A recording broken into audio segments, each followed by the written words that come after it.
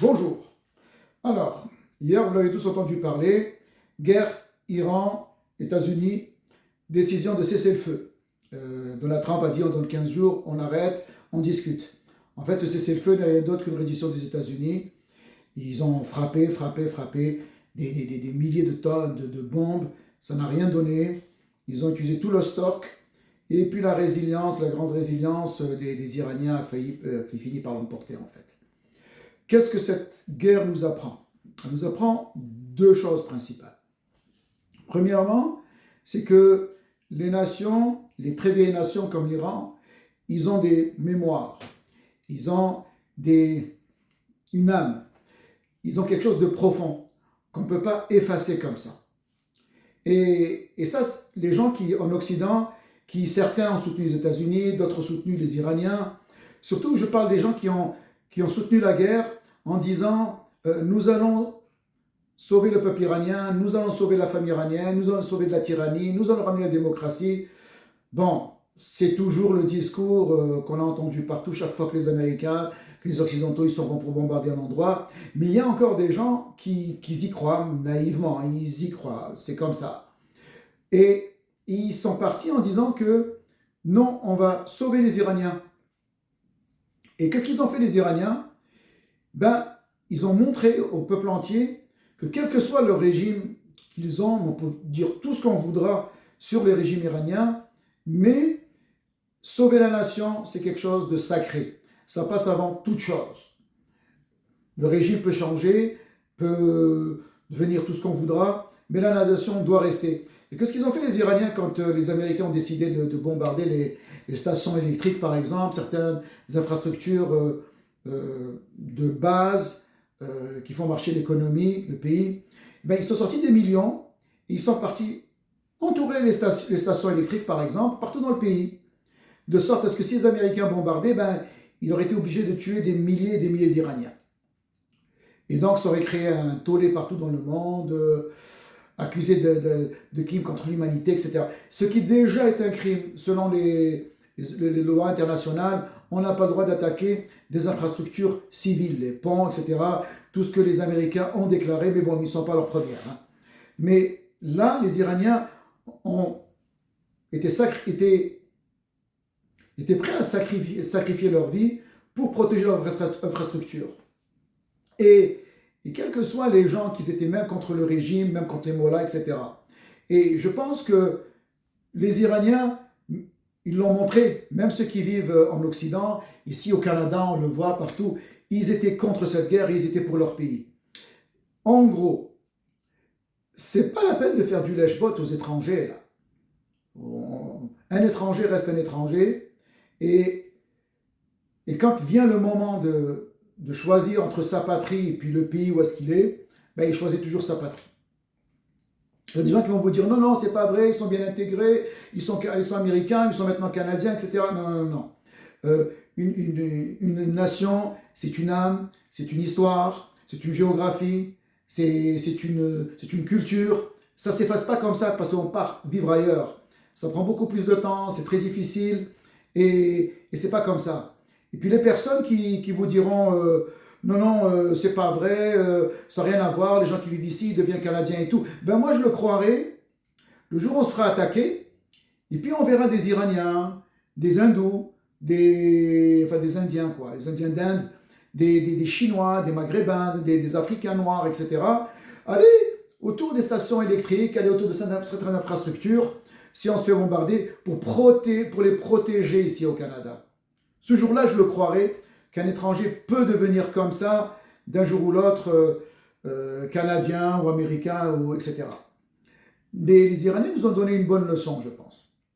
Mais en fait, pas à moi, mais donner une bonne leçon aux gens qui soutiennent d'une manière indéfectible que non, ils n'aiment pas leur gouvernement, ils préfèrent se faire bombarder que de vivre sous cette dictature, etc. Je vais vous dire une chose, c'est pas que les gens ils préfèrent se faire bombarder ou non. Les gens sont prêts à accepter de mourir parce que c'est leur pays, pas parce que pour autre chose. Moi je suis originaire d'Algérie par exemple. Durant la Deuxième Guerre mondiale, le débarquement américain s'est fait dans l'Afrique du Nord avant de se faire en Europe. Et puis, comme on était à l'époque sous colonisation, nous étions plus qu'une colonisation, nous étions un territoire d'outre-mer de l'Empire français. Et donc les Allemands, avant de faire leur débarquement en Afrique du Nord, avaient bombardé les villes d'Afrique du Nord, et notamment Alger. Ma grand-mère me racontait que les gens, pendant que les Allemands bombardaient, les gens sortaient et applaudissaient. Donc ils pouvaient se faire tuer par les bombardements à travers tout ce qui s'est passé, mais ils préféraient mourir que de rester sous la colonisation. Pour vous dire. Mais pourquoi? Parce que il y avait l'occupant. Et donc, les personnes qui bombardaient étaient venues quelque part pour eux, pour les libérer. Mais quand vous êtes avec votre gouvernement, quand vous êtes un pays indépendant, qui a des milliers d'années d'histoire comme l'Iran, on n'accepte pas de se rendre comme ça à n'importe qui, et on préfère la dictature. Pourquoi? Parce que les gens ont déjà vu aussi à travers l'histoire qu'est-ce qui arrive à tous les gens qui se font coloniser. Comment ils se sont comportés les Américains au Japon, en Corée, comment ils se comportent aujourd'hui, les nouveaux colons, les nouveaux envahisseurs qui sont les migrants, qui viennent de l'Afrique subsaharienne, qui viennent du Maghreb, etc. Comment ils se comportent en Europe, par exemple, comment ils agressent les gens, ils violent des femmes, ils les tuent d'une manière horrible, sauvage, comment ils détruisent le pays dans tous les sens. Et ils savent que s'ils se rendent aux Américains, c'est ce qui va leur arriver aussi. Et donc, ils préfèrent garder leur gouvernement quel qu'il soit. Ceci est d'une. Deuxième chose, c'est que les nations, outre le territoire, outre l'histoire, dans un pays, on peut être de différentes ethnies, de différentes couleurs. Les gens, ils meurent tous pour sauver leur patrie, comme les Russes. Ils sont partis se battre contre les Croates. La moitié, c'est musulmans, l'autre moitié, ils sont orthodoxes. Certains étaient bouddhistes. Mais il y a la nation qui les unit. Pourquoi? Parce qu'ils ont conscience que leur nation est là pour les protéger. Et que chacun dans sa région à lui, peut pratiquer sa foi, peut pratiquer sa culture, sa langue, etc. Et le tout dans le cadre national qui est là pour les protéger. Donc il y a une histoire, quand on meurt tous et que notre sang a coulé pour le pays, ça crée des liens. La nation, c'est aussi une langue commune, c'est un territoire, c'est une géographie, c'est la première des choses, c'est le b.a.-ba qu'on apprend quand on fait un peu de politique, même si on n'est pas un spécialiste. Moi j'ai vu... vous venez en Afrique du Nord, il y a la frontière, d'un côté ils sont blancs, de l'autre côté ils sont noirs. Vous partez du côté de l'Inde, avec la frontière avec la Chine, etc. D'un côté, c'est la peau rouge, c'est des Indiens, de l'autre côté c'est des Asiatiques, c'est des jaunes. Et ils ne se mélangent pas. Et personne ne va leur dire vous êtes raciste ou je ne sais pas quoi. Là. Leurs parents, leurs grands-parents, leurs ancêtres sont morts pour qu'ils puissent vivre tranquillement chez eux avec les gens qui leur ressemblent. Mais la nation, c'est avant tout une religion. C'est la foi. C'est la foi qui nous unit. Pourquoi? Parce que la foi, c'est des valeurs, c'est des principes, c'est des lois, c'est des balises qui nous guident dans la vie pour nous bâtir, pour bâtir une famille solide. Et la famille, c'est la cellule de la nation, comme le disait Jean-Jacques Rousseau. C'est la première organisation politique qui est apparue il y a plus de 8000 ans ou 10 000 ans. Et à partir de la famille, une nation se forme. Et quelqu'un qui va se battre, qui s'en va à la guerre, d'abord c'est pour se battre pour sa famille, pour protéger les siens, ses enfants, sa femme, ses parents. Parce qu'on sait très bien, quand le colon pénètre, les premières victimes, c'est toujours les enfants et les femmes qui vont souffrir les premiers. On l'a vu en Irak, on l'a vu en Syrie, on l'a vu partout. Et ça, quelqu'un qui a de la foi, il ne peut pas l'accepter. Pourquoi? Parce que la foi, c'est l'honneur, c'est la fierté, c'est la virilité, c'est la dignité.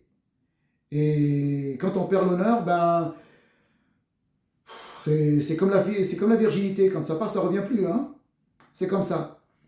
Et c'est pour ça qu'à travers le monde, vous verrez aujourd'hui que les plus grandes nations émergentes, celles qui vont faire le monde de demain, c'est les nations religieuses. Vous avez la Russie, vous avez l'Inde, pays très conservateur, avec un président très très conservateur. Vous avez, bon, évidemment l'Iran, avec le détroit d'Ormuz qu'ils ont coupé et qui vont prendre dessus des dividendes pour chaque bateau qui passe, 2 millions de dollars. On dit que rien qu'avec ça, ça va faire dans les 60 milliards par année en plus sur leur budget, plus le pétrole qui augmente, plus tout ce qu'ils vont avoir, parce qu'en fait, ils sont sortis gagnants à 100% hein, de cette guerre. Et puisqu'ils vont étendre leur influence dans la région, ça va leur apporter encore de l'argent. On parle de la quatrième puissance qui va émerger.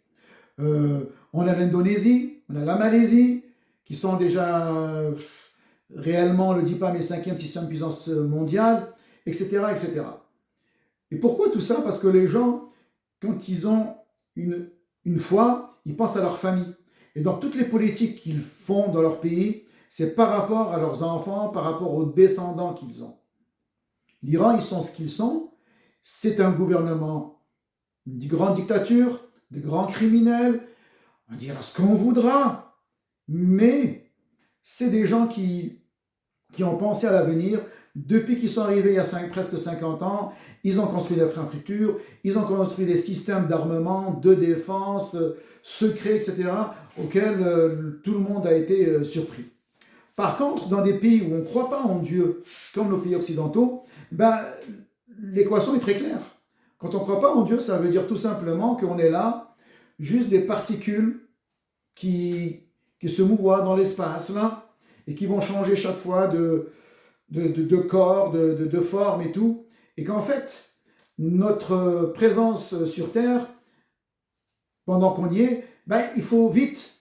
Il faut manger, il faut danser, il faut boire, il faut chanter, il faut profiter des plaisirs de la vie avant de mourir. Et puis après, on disparaît. Par conséquent, on ne pense pas aux autres. Et c'est pour ça que c'est des pays qui disparaissent. Les gouverneurs, les gouvernants, la population, tout le monde ne pense qu'au lendemain, à leurs dividendes, aux actions qu'ils ont déposées dans les grandes entreprises, à l'argent qu'ils peuvent se faire tout de suite, hein, et non pas sur la construction d'infrastructures, sur le long terme. On pense plus aux prochaines élections qu'aux prochaines générations, etc. etc. Et je ne crois pas du tout que dans ces pays-là, les gens seraient prêts à se battre comme l'ont fait les Iraniens, par exemple. Pas du tout. Vous savez, dans un pays où on ne croit pas en Dieu, c'est des pays comme...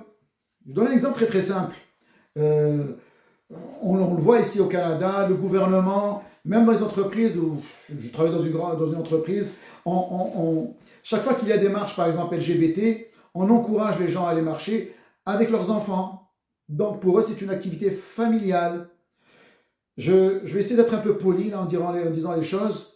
En d'autres termes, si votre enfant s'adonne à des pratiques contre nature, dégradantes, sales, avilissantes, ben il faut y aller. Hein? Il faut l'encourager. Après 20 ans, 30 ans, il va finir assis tout seul sur un salon, à regarder la télé juste avec un chien comme compagnie. Et plus tard, quand il sera vieux, il se retrouvera dans une maison pour personnes âgées, ou encore des étrangers vont lui laver les parties intimes, vont lui donner à manger et tout, parce qu'il n'aura personne pour s'en occuper, ni femme, ni enfant, ni petits-enfants, pour s'occuper de lui, pour qu'il puisse mourir dans la dignité, dans la pudeur, qu'il puisse avoir de l'amour autour de lui. Cet enfant, il va transmettre ni vos gènes, ni votre race, ni votre culture, ni votre langue, ni votre foi, rien. C'est pas grave. Il faut s'occuper de sa petite maison, de sa petite voiture, de son petit chalet, de son petit bateau, de son petit skidoo, de son petit 4 roues, de son petit 4x4, etc. Et puis après, quand on devient trop vieux, que ce qu'on vous encourage, c'est de revendre tout ça, hein, pour encore vous payer un condo, aménagé pour personnes âgées, où dans le rez-de-chaussée, il y aura l'infirmière, il y aura tout ce que vous aurez besoin, et puis après, vous irez dans une maison de vie. En fait, tout ce que les gens travaillent, ce n'est pas pour le laisser pour leurs enfants, et en génération après génération, ils vont s'enrichir, comme c'était le cas avant. C'est pour ça qu'ici au Québec, il y a de grandes familles, parce qu'on laissait l'héritage de génération en génération, c'est ce que Dieu nous impose. Hein. Mon argent, moi, il ne m'appartient pas. C'est pas parce que j'ai travaillé dans le Nord avec les ours blancs, les loups blancs, j'ai fait des milliers de kilomètres, que ça m'appartient. Mon argent appartient à mes enfants. Je ne dis pas j'ai travaillé, j'ai gagné ce que j'ai gagné parce que j'ai travaillé dur. Non, c'est parce que Dieu m'a ouvert des portes, parce que Dieu m'a donné des opportunités que d'autres gens, plus intelligents, plus vaillants peut-être que moi, n'ont pas eu. Mais quand on n'est pas croyant, on ne pense pas comme ça. Par conséquent, mon argent à moi revient à mes enfants. J'ai voulu les avoir, qu'ils soient bons, mauvais, enfants dignes ou indignes. C'est ma faute, parce que peut-être je les ai mal élevés. Je ne vais pas encore les sanctionner en les déshéritant ou en mangeant tout ce que j'ai gagné, pendant que mes enfants ils vont se retrouver dans des F2, des F3, là, tout pourri à Montréal ou je ne sais où. Mais ici, les gens, ça ne les dérange pas. Est-ce que des personnes comme ça, pensez-vous, qui peuvent mourir pour leurs enfants? Dans un pays où une fille, par exemple, commence sa sexualité à peine à 14 ans, 15 ans, hein? C'est quoi la réaction des parents ici, en Occident en général? C'est pas de dire, ma chérie, fais attention à toi, tu dois te protéger, tu dois te rester pur pour ton mari, tu dois rester digne pour qu'on te voie toujours, garder toujours la tête haute, et puis peut-être que plus tard tu vas te marier avec ton premier amour. Qui sait? Avant, les gens se mariaient avec leur premier amour. Après 10 ans, 15 ans, ils se retrouvaient, et puis ils retrouvaient ce sentiment profond et tout. Pourquoi juste ça n'arrive plus? Ben parce que si tu es une fille, tu es amoureuse à 14 ans, 15 ans, qu'est-ce qu'ils disent tes parents? Ben, ils disent, écoute, suis ton cœur, là, et puis protège-toi, là, fais attention de ne pas tomber enceinte. Ben, en gros, mets un préservatif et lève les jambes. Deuxième copain, là, évidemment, tu es adolescente, ça ne va pas tenir des années. Ta personnalité, la sienne ne sont pas formées encore. Quelques mois, ça lâche. Deuxième copain à 15 ans, troisième à 16 ans, lève les jambes. Cinquième à 17 ans, bon, vous avez compris, à 20 ans, vos jambes ils sont fatiguées, votre cœur aussi. Et toutes les filles finissent mal ici. Beaucoup, beaucoup. Donc si vous avez l'occasion de faire des études, peut-être vous connaîtrez quelqu'un qui a le même niveau que vous. Et votre manque de spiritualité, donc de valeur morale, va être compensé par votre intellect. Et vous allez essayer quand même de bâtir plus ou moins une famille. Mais si vous n'avez pas fait d'études, ben on voit les filles ici, elles terminent soit avec un chien, là, soit elles terminent avec un sextoy exotique. Hein. On les voit dehors. C'est pas l'étranger, quand je dis sextoy exotique, c'est pas l'étranger là qui est bien, correct, instruit. Non, non. Le gars là qu'on voit dans le supermarché avec la tête, les cheveux comme ça, comme des balais, nettoyer les chiottes. Le pantalon baissé, il remonte maximum jusqu'au genou. Et puis elle est là en train de le tirer là, derrière elle, qu'il avance. Sauf qu'il ne fait pas que vibrer, il a une option en plus, il marche, quoi. Et puis, les parents, ils sont tout contents. Ils me disent, ma fille avec son chum, on est parti faire les courses. Sinon, certaines terminent avec le foulard islamique. Il y en a beaucoup, beaucoup. Pourquoi? Ben parce que quand vous avez des parents, une famille déconstruite, le père, il refait sa vie, la mère, elle refait sa vie, vous avez pas le choix. Vous n'avez pas de diplôme, vous n'avez rien. Qu'est-ce qu'elles font les filles ici? Il y en a beaucoup qui mettent le foulard. C'est pas parce qu'elles aiment l'islam, sinon elles iraient dans un pays musulman vivre à la méthode musulmane.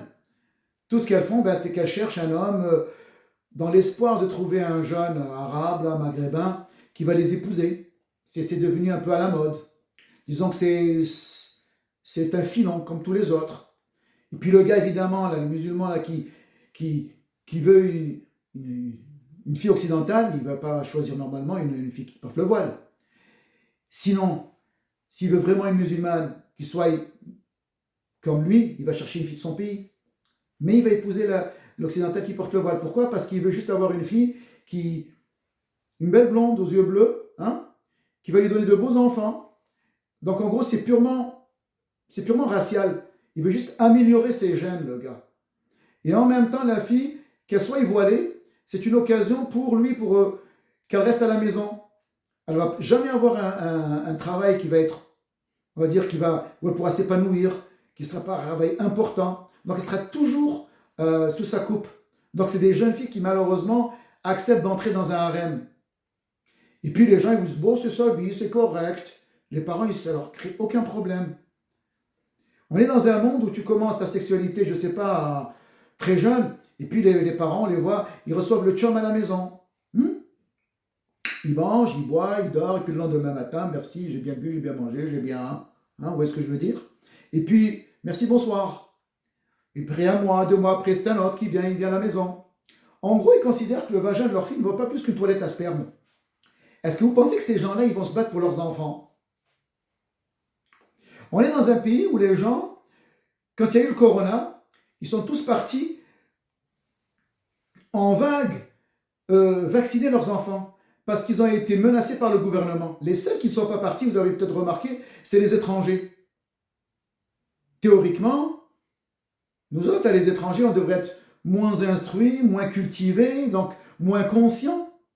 Comment ça fait que les gens, vous voyez les Noirs, les Maghrébins, les Asiatiques, presque personne n'a vacciné ses enfants. Parce que tout le monde était conscient qu'un vaccin d'à peine 6 mois, un vaccin pourri là, contre le corona, un vaccin c'est quand même au minimum 10 ans d'essais cliniques. Donc on vaccine les personnes âgées, bon, ça se comprend, les malades, les gens qui ont des trucs chroniques et tout. Mais des enfants qui ne ressentent rien, pourquoi on les vaccine? Vous savez pourquoi ils ont dit ça? Parce qu'on a fait publicité partout, disant qu'il fallait sauver grand-mère. Comme si que la grand-mère, ici, c'était la dame, comme j'ai connu à mon enfance, avec des grandes robes, toujours un foulard, qui passe son temps toute la journée à vous tricoter quelque chose, qui vient vous poser votre tête sur ses genoux après les prières pour faire des incantations, prier Dieu pour vous protéger. Non, ici la grand-mère, il faut la sauver pour qu'elle puisse faire comment on appelle ça, son road cross là, son trip road avec son chum et sur la Harley Davidson, qu'elle puisse profiter d'aller avec son nouveau copain qui s'est acheté une décapotable, qu'elle puisse aussi jouir de son nouveau appartement qu'elle s'est acheté, avec l'argent que le grand-père a laissé, la maison pour ses petits-enfants. En gros, qu'elle puisse utiliser sa retraite. Et donc, on sacrifie les enfants pour les vieux. Ce n'est pas l'inverse. Ce n'est plus les femmes et les enfants d'abord. C'est les vieux schnocks et les hommes d'abord, parce que c'est eux qui ont l'argent. Croyez-vous vraiment que dans ce tel pays, des gens seraient prêts à aller mourir pour sauver leurs enfants? Voilà pourquoi l'Iran et les pays religieux vont être les futures grandes puissances mondiales. Et les pays occidentaux ici, je pense qu'ils sont cuits, sincèrement. Le Canada, à ma connaissance, d'après ce que je vois, il sera divisé en 3-4 provinces séparées. Il y aura l'Ontario qui peut-être va être une province autonome qui est dirigée principalement par les hindous. Et puis maintenant, avec l'argent, les moyens qu'ont les Indiens, ils peuvent influencer, ils peuvent forcer pour arriver à ça. Ici, le Québec, ça va être un agglomérat d'Africains et de Maghrébins là, qui prendront le pouvoir. La force du nombre, c'est elle qui commande, qu'on le veuille ou qu'on ne le veuille pas. La démocratie, c'est rien d'autre que la force du nombre. Et puis, du côté de la Colombie-Britannique, il y a pratiquement, on parle d'1,5 million de Chinois qui sont en Angleterre, au Canada. La plupart, ils sont en Colombie-Britannique. Avec l'aide de la Chine, ils feront une province seule. Et quant aux Canadiens de souche, les Blancs, là, ils seront à peu près les futurs Juifs du XXIe siècle. Ils n'auront plus de nation. Ils seront malheureusement soumis et sous l'emprise des différentes parties du monde où est-ce qu'ils vont se retrouver. Et ça sera pareil en France, ça sera pareil partout. En Amérique, ça sera divisé par deux. D'un côté, les gens hyper religieux, qu'ils soient catholiques ou protestants, et de l'autre côté, les dégénérés, là, qui vont faire une nation avec les minorités qu'il y a aux États-Unis. Et puis quand ils vont découvrir qu'ils ne peuvent pas vivre avec eux, hein, les cheveux bleus, les cheveux verts, les cheveux roses, etc., tout ça, ils ne pourront jamais vivre. Là, ils se la pètent parce qu'ils sont encore dans des gouvernements, on va dire, qui les représentent. Mais si c'est des gens qui sont prêts comment dirais-je, à exterminer leur pays, à exterminer leur nation pour des raisons idéologiques. Vous avez des gens qui vous disent on ne veut pas faire d'enfants parce que le monde est trop grand, le monde est trop pollué, le monde, il y a trop de population dans le monde. Donc ils sont prêts à s'auto-exterminer pour laisser un Africain ou un Indien ou je ne sais pas quoi qui fait une dizaine d'enfants dans son pays venir ici en Amérique du Nord pour vivre mieux, le pauvre. Vous avez les casse-blocs, les gens d'extrême gauche qui, quelles que soient les exactions, quels que soient les crimes que peuvent commettre les étrangers, ils vont dire toujours c'est vous qui êtes des salauds, c'est vous qui êtes des racistes aux gens de leur communauté. Si on les a vus dernièrement, il y a comment il s'appelle, Mark Carney, là, le premier ministre, il y a eu un petit scandale avec lui, avec les camionneurs, parce qu'il ramène beaucoup de camionneurs de l'Inde. C'est des gens qui ne sont pas formés de la même façon, premièrement. Deuxièmement, vous savez, la vie en Inde, les gens, ils prient des vaches, ils prient des rats. Par contre, il y a des intouchables. Hein. Donc ceux-là, ils sont plus bas encore que le rat. Donc s'il vous écrase, il n'a pas de problème. Ça, ils ne peuvent pas le comprendre. Et ils vous diront, il y a eu pas mal de gens qui ont été tués, mais pour cela, ils s'en fichent complètement. Pourquoi? C'est pas seulement pour des raisons idéologiques, des raisons sociales. Quand votre mère se sépare avec votre père, déjà vous n'êtes pas mariés, l'enfant c'est plus l'enfant de la mère que du père. Le père c'est juste le chum de la mère, hein. C'est pas pareil là. Et puis, l'enfant, je le vois moi, avec pas mal de personnes dans mon entourage ici, mes voisins, tout ça, la mère, chaque jour elle ramène un homme différent. Une fois il est noir, une fois il est blanc, une fois il est maghrébin, une fois il est asiatique, un jour il est chrétien, un jour il est bouddhiste. Ben, toi ton père il est quoi? À la fin, quand on te ramène des hindous là, qui inondent le marché et qui tuent des gens à tour de rôle avec leurs camions, pour toi, non, c'est correct. On est tous pareils. Hein. Ça ne le dérange pas. Quand tu as des filles qui sont sacrifiées complètement là, par leur famille, qui s'en fichent complètement d'elles, hein, elle entend parler d'une jeune fille quelque part qui s'est fait violer là, par une douzaine de migrants. Elle te dira non, c'est pas vrai. C'est vous qui êtes des sales racistes. Eux, c'est des victimes de la guerre. Nous avons une jeunesse qui déteste leurs parents, qui déteste leur société parce qu'elle les a détruites. Ils détestent leur société parce qu'ils sont détestables, c'est tout. Et donc, ces gens-là vont se retrouver à diviser leur pays, hein, parce que tu ne peux pas vivre avec des personnes comme ça. Et puis après, quand ils verront qu'ils ne pourront pas vivre avec les nouveaux gouvernements qui vont se créer en Amérique du Nord, en Europe, ils vont vouloir repartir de l'autre côté, mais personne ne va les accepter. En Amérique du Nord, si ça se divise, vous voyez un peu les hyper religieux là, accepter chez eux les cheveux bleus, les cheveux verts, etc. Où est-ce qu'ils iront? Le seul pays qui sera encore viable, pays, on va dire, de blancs et chrétiens, qui pourrait rester en Europe, c'est la Russie, c'est tout. Même la Hongrie, je ne penserais pas trop là-dedans. Non, avec l'immigration qu'il y a et tout, non. Et vous pensez que Poutine, ou son successeur, va laisser des gens qui ont détruit de leurs propres mains leur pays, les laisser entrer chez lui? Donc voilà, que malheureusement, le monde dans lequel nous vivons, et je pense que l'Occident est très très mal barré. Et voilà, donc si j'ai quelque chose à dire aux personnes qui nous écoutent ici, c'est de revenir à Dieu tout simplement. Hein? Certains vont dire, ouais, mais moi je ne crois pas en Dieu, etc. On s'en fout, là, on s'en fout, c'est pas ça la question.